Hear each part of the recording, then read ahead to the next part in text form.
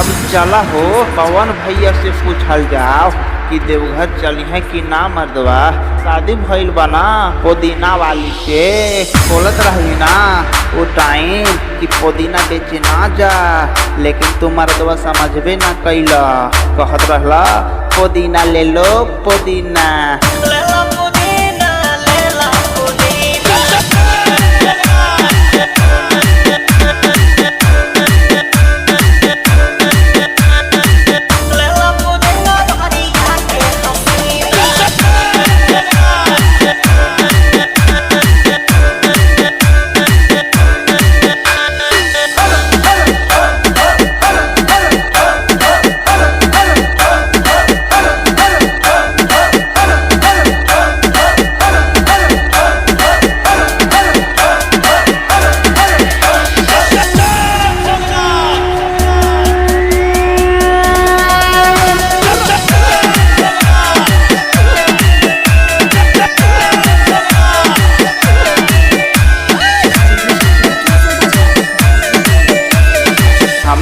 के सावन में देवघर चलल जाई, तूहू चलबा कि घरवे में लात घुसा खैब? ए मर्दे चलो भाई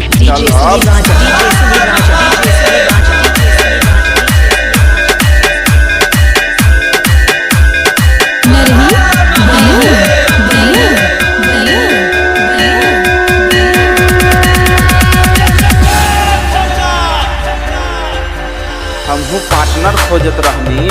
भोले बाबा से मांगब कि पुदीना वाली मेहरारू के समझावस, बहुते मारेली साली। तू तो साथे चलबा मर्दे, लेकिन भौजी के साथे लेके चला। ताबे ना बाबा ठीक से आशीर्वाद दी हैं, ताबे ना बाबा ठीक से आशीर्वाद दी हैं। टेंशन जान लो, टेंशन जान लो।